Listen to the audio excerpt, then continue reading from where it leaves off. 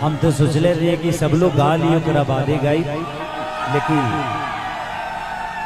हमने के खुश नसीबी बा। नेहा हमारा गांव के, नेहा हमारा घर से मात्र 1 किलोमीटर निकर घर बा।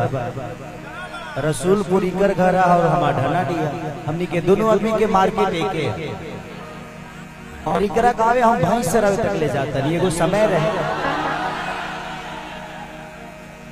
और जिंदगी में ऐसा वो सबके आशीर्वाद और प्यार मिलल कि आज जब हम 20 गो 25 गो गाड़ी से साथ में चली लेना तो हम अपना जीवन की याद करी ले कि यार हम हुए के सरिया आई जो घास काटता नहीं।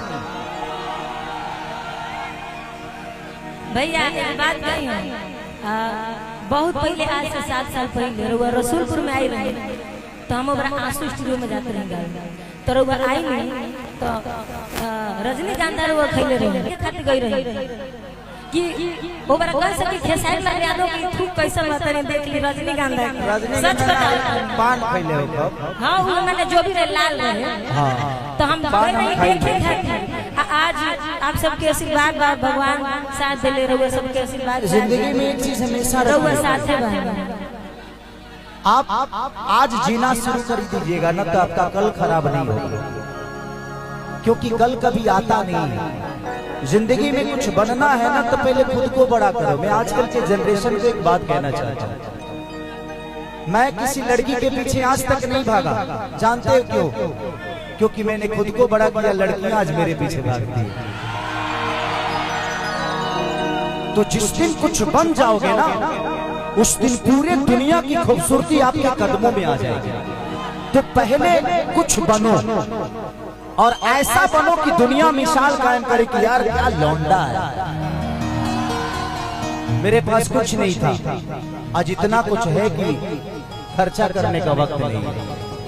तो एक वक्त होता है, ये वक्त आप सबने दिया है। मैंने मेहनत की और मेरे मेहनत को आप सबने पहचाना। तो मैं सब नौजवानों से यही कहूंगा कि ये मोबाइल के जमाने में ना हम भटक चुके हैं।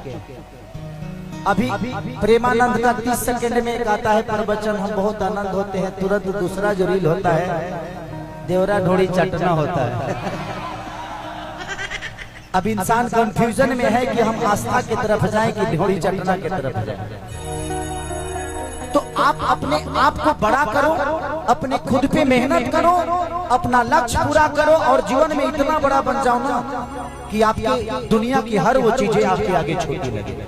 मैं इसलिए कमाता हूँ कि दुनिया के जिस दिन हर वो चीज मेरे लिए सस्ती हो जाएगी उस दिन कमाना छोड़ूंगा। अभी बहुत चीज महंगी है, अभी बड़ा हुआ नहीं। खेसारी से भी कोई बड़ा है, जो मेरे से बड़ा बन रहा है उससे भी कोई बड़ा है। तो जब आपसे बड़ा कोई है तो आप बड़ा कब हुए? तो बड़ा नहीं है। तो ये अहंकार अगर किसी को है कि हम बड़ा है, और नेहा हो चाहे चंचल हो या दीपक भाई हो हमारे, या सृष्टि भारती हो, दीपक दिलदार एक ऐसे कलाकार है जिनके साथ मैंने दुगोला गाया है। हम रामायण गौले बनी कर संगे बहुत पहले की बात था, 2008-7 के बाद था, 7-8 की बात था। दुगोला हमारा संगे गौले बड़े हमने के जिंगा अजीत हलचल के अरविंद सिंह अभियंता के दुगोला होला ना, वही हमने दोनों भाई के दुगोला होता है। लेकिन समय के साथ पता ना कब हम बड़ा हो गए, कब भगवान हमके इतना बड़ा कर दे। आज तक हम सोचते रही और हर दिन सोते से पहले हम अपना जीवन के याद करी ले, यही से तारा लोग के सम्मान करी ले, कबो अहंकार दिल में ना आए। प्रयास करी ले कि तू लोग खेसरिया ना खेसरिया से बेहतर बने। हो सकेला कबो कबो के दिल भी तोड़ दिले। अब 25 आदमी एक साथे जब घेरे लाना आ खींचा खींची करे ला गुस्सा हमरो आ जाला कबो कबो। तो ओकरा खातिर माफ करिया लो, जमो इंसाने हैं। ऐसा ना कि हम दिल से केहू के धक्का दे दिले चाहे दिल से केहू के डांटी ले। हम इंसान है ना तो हमरो दर्द होला, कबो कबो अंगुली टूट जाला, कबो कपड़ा फाट जाला, तो कबो कबो होला। हां गावा ये लाइन आप लेकिन गाइए। अच्छा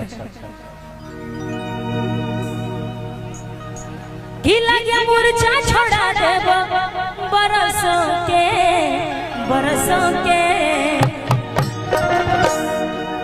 कि अब तेरे लगा की सरसों के तू हर दर्द छोड़ा दी कल की रगड़ी ले लेके बारा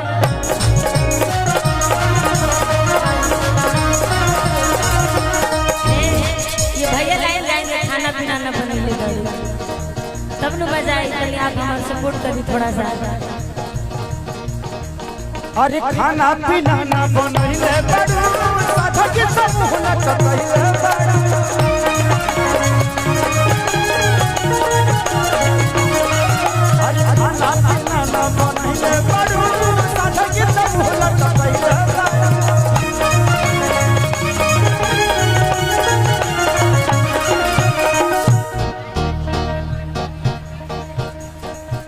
कि काहे बेचैनी में बड़ू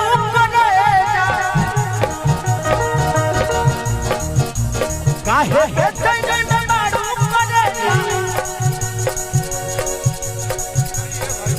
कि काहे बेचैनी में बड़ू करे कि के मनवा तड़पे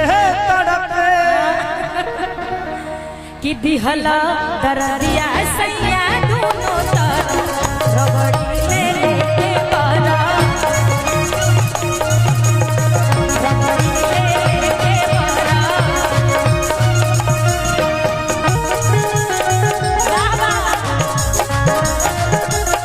लड़ाई सब दुनिया में बहुते लड़ाई हटे कोनो लटा खींच ले बातू बंदा हमर जीवा डरा देले हटे कोनो लटा खींच ले बातू बंदा हमर जीवा डरा देले ए हेलो कि हटे कोनो लटा खींच ले बातू बंदा हमर जीवा डरा देले ये अन्नपूर्णा फिल्म का गाना है ना कि तोरा अखिया के कजरा ये जा कि तोरा अखिया के कजरा ये जा अरे झगड़ा